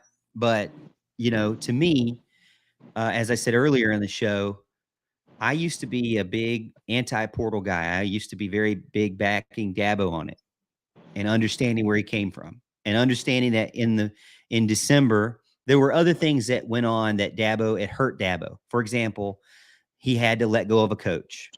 So that was a huge issue because not only are you trying to convince high school students to stay for you, that's even harder, right? To convince other people who don't have, it's their final free transfer to pick you when you just fired a coach. So that's hard. But also he had basically over recruited. So he had 88 players going into the spring. So he knew that he had more players than he needed already. And, is that Dabo's poor management of it? I don't know. But it does seem that there needs to be a different approach. It seems to be, to me, that there needs to be a situation where he looks at players that maybe can change the team quickly, that are maybe a little bit older and not 17, because true freshmen are not going to drastically change your team quickly. Now, maybe they will. Who knows? Maybe they will. Maybe Bryant Wesco and TJ Moore will do that. But as we saw with the four true freshmen they brought in this year at wide receiver, only one's really playing. Another one got injured, is now can't play. And the one guy that they thought was kind of a burner, then he got injured, Cole Turner, and he was the freshman a year before. And they really didn't even get to use him until the very end of the season. So you can't really count on freshmen in today's college football world. And that's what I worry about Dabo being able to adapt. To me, especially this offseason, he took a hard stance on this is how we're going to run Clemson, and we're going to be a developmental program, and we're not going to be a transfer market program. And unfortunately, that's a moral high ground, but it's caused, him to have one of the worst offensive lines in the country as far as a Power 5 offensive line. So it's caused a team to not be able to improve as quickly as other teams. Because what's really scaring me now is you're at a point where it's not Florida State beating you, you know, it's not Florida State that's competing with you. It's Miami that's competing with you. It's Duke that's competing with you and beating you. It's you're struggling to score on Wake Forest at home, so your in conference teams are refreshing faster than you are. And I also think from a coaching standpoint, it's harder to plan and scheme for teams when they refresh as fast as they do. Like for example, you get a couple of brand new wide receivers. You never know that are older. You never know they could drastically change the look of your offense. You never know, and so it's harder to prep for teams, especially earlier on in the season. Now, I'm also on the other side of the transfer portal where I feel like it's not an easy fix because there are plenty of guys in the portal that haven't done anything this year, So it's not like a be all end all, and not every player wants to go to Clemson. For example, A.D. Mitchell transferred from Georgia to Texas because he wanted to be near his family and his daughter in Texas. That guy was never going to come to Clemson. Travis Hunter, Xavier Weaver, and Jimmy Horn Jr., those guys were not going to come to Clemson. They wanted to follow Deion Sanders, So there's a lot of scenarios out there that don't set up for Clemson. But if you're going to exclusively go the high school route, then refreshing your player groups is going to take longer, in my opinion. I mean, look at Florida State now. They used to be transfer market heavy, and now they're a top 5 recruiting class. Yeah. So, the scary thing there is that they're using 2 player markets, and they're doing it at a high level. So to me, that would show that they're going to be very hard to take off the top, especially if they get a quarterback. I've always been a big believer in defensive lines and quarterbacks because I felt like that's what Clemson did to win their first national championship under Dabo. Is they landed a good defensive line and they landed a quarterback. Now we know, looking back, they also landed a couple of good wide receivers too. But Clemson right now doesn't have the quarterback of old. They don't have the wide receivers of old by far, and they don't have. They have a defensive line, but it's kind of not up to the level that it used to be. So, I think some fans in the chat also mentioned, like, was it fair for Dabo was it fair for Dabo to compare to like the national championship teams? Looking back, probably not, right? Yeah, I think that was a bad mistake on his part. I mean, those guys were special, right? And I hate to, like, I'm not going to dog any of the guys on this team, but I mean, because they're kids in theory, right? 18 to 20, 21-year-olds, but and they had some dogs on that team. That defensive line, I mean, the one that beat Alabama in the second one, we can smile talking about those guys. I mean, look at Christian Wilkins on Sundays. I mean, I was looking at the transport portal rankings as you were discussing that, and the top 10 teams versus 247 was Colorado, LSU, Ole Miss, USC, Auburn, Florida State, Miami, Oklahoma, Oregon, and then I think 10th was UCLA. 7 of those teams are doing really well this year. A couple other ones are not doing so well, like Auburn and UCLA. But the transfer portal, to me, I don't think it's a fix-all button, but at the same time, you have to use it. And I wonder, this is what I was thinking when you were talking there, Morgan, is like, when does there become a moment where the AD, the president, the boosters are like, look, Dabo, you're going to have to use this tool. Because eventually, like, fans, like, look, 4-4 now, and look at social media. I mean, people are having a meltdown over it. But I think with the transfer portal, you could bring players in, but if you don't have a system that sets them up to play successfully, they're just players on a peg, right? So you also have to have a system that's successful. I do worry about. I mean, is there a moment, do you think, in the future where if this continues, I mean, are we going down? Like, there's a comment in here I thought that was interesting. That said, this is the similar slide that Florida State took: poor line play and talent, big time talent with no development and bad QB play. Where do you think? I mean, what is the breaking point? I mean, I know it's still early to say, but I do worry about the future, and I think you do too, and I think most of these fans do. And um, it's hard to say, but I'm just curious what your thoughts are on, like, it's going to get worse, right? I mean, brace yourself for the end of the season, Joan. I mean, I hate to say that. This season, you mentioned the goal for this season. There's only one goal. Yeah. I'm not going to say it out loud, but there's only one goal. Yeah. I mean, that's what it is. Does Clemson have one of the worst quarterbacks in the ACC? Yes. I mean, player grade wise, he's one of the worst quarterbacks in the ACC. You know, we continue to say he's improving. Well, we know he's not improving. So we know that that's not true. We continue to say, well, he's developing. I need some statistical proving on the developing part. You know, is that developing just mean he's getting game reps? Okay, yeah, he's getting more game reps. You know, I mean, if you put me out there for 7 games, would you give me the benefit of the doubt and say I'm developing? You know, I mean, to me, there's a lot of things going wrong with the offense, but I'm also a very big believer in it starts and finishes with the quarterback and what they are able to handle. I don't know if Cade would be starting on many other teams right now. I don't know if he's actually ready, you know, and that just goes back to like would Cade be starting? I mean, Alabama had a quarterback controversy.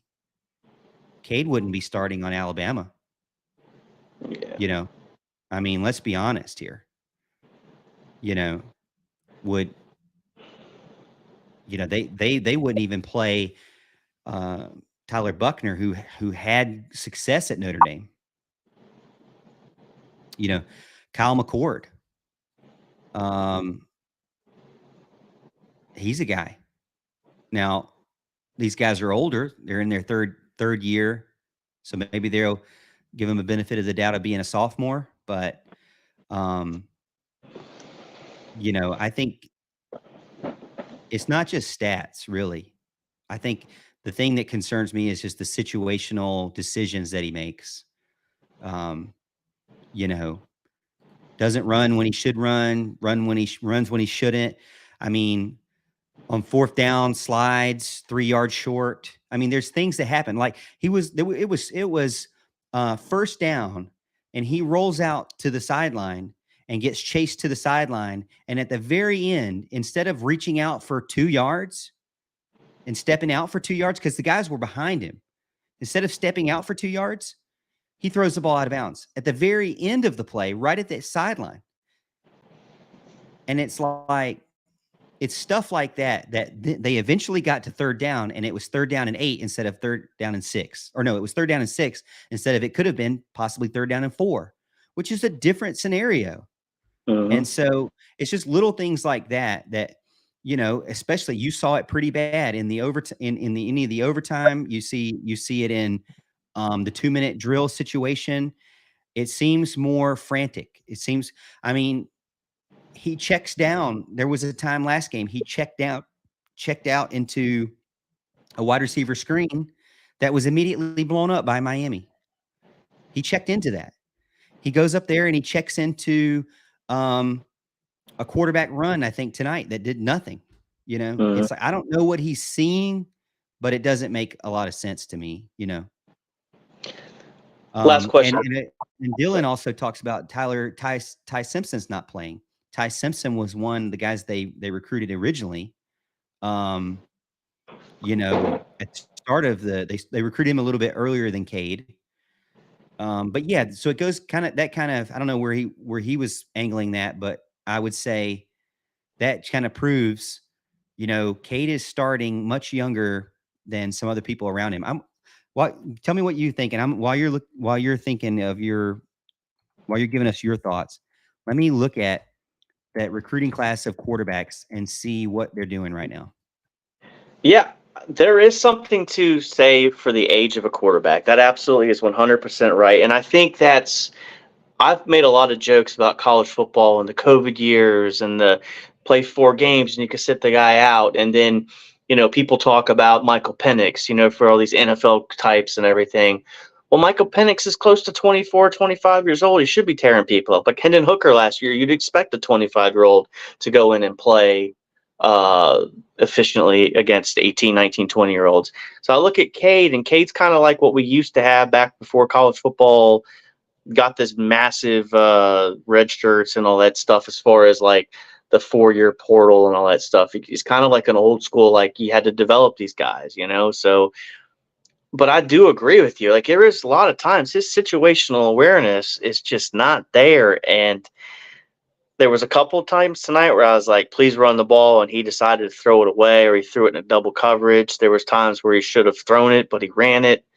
I mean, we do have the benefit of hindsight when it comes to it, but when you're watching the play develop, and I'm curious if you have access ever to the all 22, Morgan, where you can kind of I mean, because that's the Thursday night football with the prime where they do the next gen stats and the all 22 that you Oh, can I see. love it. Yeah. Oh man, I watched that a couple of weeks ago when the Broncos were on there, but yeah, I mean, so I'm surrounded by it right now. I've got Russell Wilson and Cade Klubnik, and both of them right now look very oblivious and very lost. And I hate to say it. I really do, because I think Cade is a good guy. I mean, Yeah, I'm not trying to talk about him as a person, but when it yeah, comes to critical situations, I don't really have a ton of confidence in him. I'm not saying it's all his fault. I would mm, almost say, he's just not a guy that's really ready. I mean, you know, he just seems a little bit all over the place, and that's why the offense, go figure, seemed a little bit all over the place. I really feel like it kind of matches. Like your offense matches your quarterback, in my opinion. Now your wife gets in and says they aren't as bad as the Broncos. she's right. And people are going to disagree with me. Trust me. Broncos had 70 points hang up on them this year. All right, like I mean, okay, Clemson season's not over, but the defense They're that not. Clemson has is still really good. So, um, So you and take got a look. at the Go ahead. top quarterbacks win his year. Drew Aller starting for Penn State. I don't know if you have his stats. Can you pull up their stats as I tell you the people? Yeah, give me a second. I got you, mate. So Drew Aller. Now I know he's grading better than he's graded as the 15th best quarterback in the country right now. Then you have Cade Klubnik. He's graded as the 74th best quarterback in the country. You ready for them stats? Yeah, what's Drew Aller's stats? So we're looking at 61 completions, 61% completion percentage, 223 attempts, 136 completed. Averages 6.5 yards a pass. He's had a 72-yard long touchdown, 13 touchdowns on the year, 8 sacks, a rating of 134.7. Gotcha. And what is Cade's compared? I'm assuming Cade. See, now Drew Aller really doesn't have a deep threat either. That's why his passing yards on average are below 8, because he really doesn't have a deep threat either. I'm pulling up Cage real quick. And I'll look up Connor Wegman. Connor Wegman is the third guy, and he is currently at 979 yards, 8 touchdowns, 2 interceptions, 89.2 QBR. His average is 8.2 yards per pass. So Klubnik on the year is 63% completion, 63.5. Yeah. 1684 yards, 7 yards an attempt, 13 touchdowns, 3 picks, 14 sacks. They're kind of similar, him and Drew Aller, but Drew Aller looks different, right? When you watch Yeah. both of them play, it looks different. So that comes down to that command presence in the pocket. Well, they both don't have big wide receiver groups. So it's not just exclusive to Clemson, that's for sure. Yeah. Connor Wegman, Ty Simpson's not playing. Devin Brown was injured and he's not playing. Walker Howard, I think, is not with LSU anymore. Yeah, he's with Ole Miss, and I don't think he's really played. Maybe he has. But I don't think he's really played. It's Walker Howard.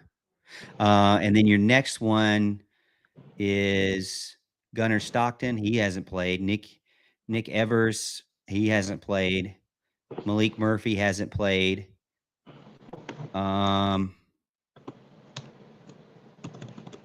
So Brady Allen, Purdue.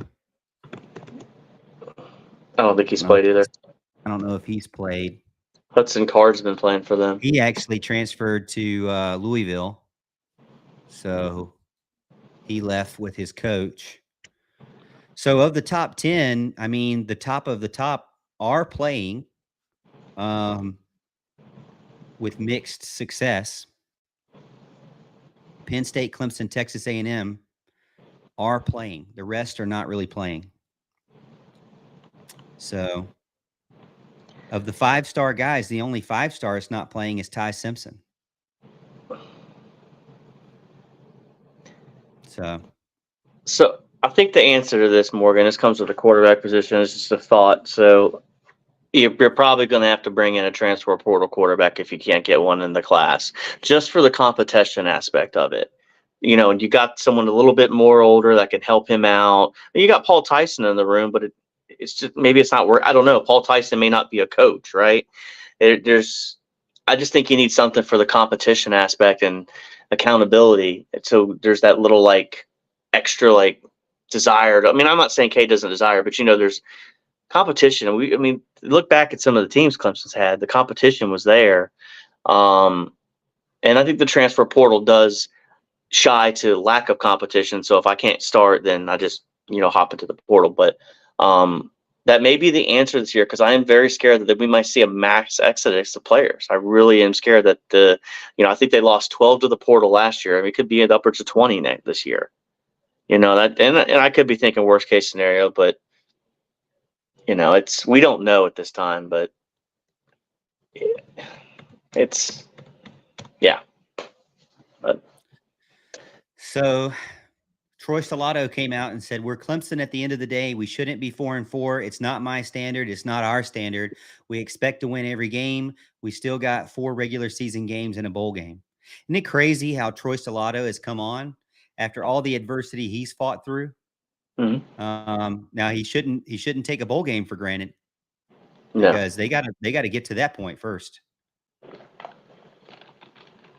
Well, on October 17th, Brett McMurphy from Action Sports says, he says, quote, Dabo said on October 17th, honestly, maybe we need to lose a few games and lighten up the bandwagon. Sometimes the bandwagon can get a little too full. Brett McMurphy says, mission accomplished. The Tigers are 0-2 and 7-7 in their last 14 games. That's another thing too, is like it's the recent games that's hurt so bad. Now it's hurt into the overall wins. You're not going to get 10 wins anymore. But another thing that one of my friends texted me about Chandler, he said, Clemson has never had even under not never, but even under Tommy Bowden did not lose 5 ACC games. Even under Tommy Bowden. So this would be uncharted territory. And I think coming from a coach who won a national championship, very, very crazy to me, like shocking, because how do you go from having the ability to win a national championship to now feeling like you're going to lose more ACC games in a season than you did? So you've built a team to a point that can't win any ACC games. I mean, can only beat the worst teams in the ACC. I mean, that to me, from coming from a 2-time national championship head coach, seems very confusing to me because you have Alabama on the other side. While they have taken a step back, they still feel like they know what they're doing when you watch them. They may not be the best at it, but they know they know what their team is built of, and they do that. Clemson feels like they really don't know. They're trying to be something they're not. They have a quarterback that is kind of all over the place, and so therefore everything's all over the place. They have an offensive line that's all over the place. You know, there's plenty of times, even without the all 22, I see wide receivers open. Yeah. David Hood says, is it a lack of urgency, awareness, or both? I'm not sure I understand the play calls at the end of the game.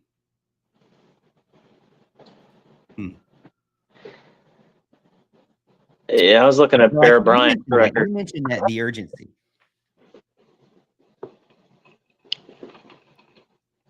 What's up? I said you mentioned the urgency part. Yeah. A 4-minute offense, man. Like, you do that at the end of the half. Like, that was probably the most infuriating I think I've been this year watching this offense. And it was almost comical watching it downstairs with my wife. And I just don't. I get upset about Clemson's losing, and it happens. But this one was just kind of one of those, like, I was waiting for the circus music to hit the background, to be fair, because there was that moment at the 2-minute warning, as I like to call it. That play to snap. The next play was, I think it was a 4th down. They got the ball off at 1:30. Morgan, like, like, line it up under center, tush it, get that first down, take your time out, and then start taking a couple shots down the field. Instead, you're doing protections about this wide receiver over here when you know it's going to be a run. But I mean, even Bear Bryant had bad years at Bama. Like, I'm like a couple 6 and 5s here. I was just thinking about national championship coaches and potential fall from graces or rough times. And Bear had a couple bad years at Bama, but 69 and 70, he was 6 and 5. But yeah, the urgency. I saw David Hood's tweet on that, and that's all I could think about. It's just like, I was thinking like Nathaniel Hackett last year with the Broncos, when they were trying to win the Seattle game, and they didn't. You can see Shannon Sharp and Peyton Manning on the Manning cast saying timeout, when they're not doing it. So that I have to also blame Dabo there too, because you're the head man. If you don't like what those guys are doing, you need to step in and take over, and I think it's a multifaceted blame that last drive. I mean, Dabo's he's the head man. You're either coaching it or you're either allowing it to happen. And, that's very concerning. Yeah. Well, but I mean, I'm going to wrap it up here because we're at 2 hours, and I'm going to get some dinner and watch some of the night games. I hope you have a good rest of your weekend, and hopefully we don't meet again on the Losers Support Group, but I have a feeling we just might. Yeah, no, Morgan, I appreciate you having me coming on. Like I said, thanks for, doing what you do. I love your show on Tuesday nights. I was able to listen to a little bit of this Tuesday. But no, appreciate it, man. Like I said, unfortunately, it's not the best meeting, but we try to make the best of it, right?